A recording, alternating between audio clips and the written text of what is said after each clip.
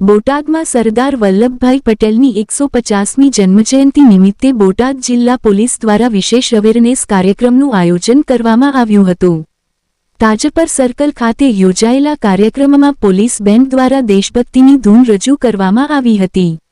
સરદાર વલ્લભભાઈ પટેલની 150મી જન્મજયંતિની ઉજવણીના ભાગરૂપે બોટાદ જિલ્લા પોલીસ દ્વારા તાજપર સર્કલ ખાતે ફ્લેગ માર્ચ, પોલીસ બેન્ડ અને ટ્રાફિક અવેરનેસ કાર્યક્રમ યોજાયો હતો।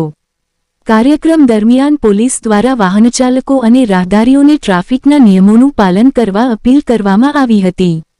આ સાથે વાહનચાલકો તથા રાહદારીઓને રાષ્ટ્રીય એકતા અને ટ્રાફિક નિયમોના પાલન અંગે જાગૃતિ ફેલાવતા ફ્લેગનું વિતરણ કરવામાં આવ્યું હતું। પોલીસ દ્વારા હેલ્મેટ પહેરવું, ટ્રાફિક સિગ્નલનું પાલન કરવું અને નિયમોનું ચુસ્તપણે પાલન કરવા અંગે માર્ગદર્શન આપવામાં આવ્યું હતું। સરદાર પટેલની જન્મજયંતિને માત્ર ઉજવણી પૂરતી સીમિત ન રાખી લોકોમાં રાષ્ટ્રીય એકતા અને કાયદા વ્યવસ્થા અંગે જાગૃતિ આવે તે હેતુથી આ કાર્યક્રમ યોજાયો હતો।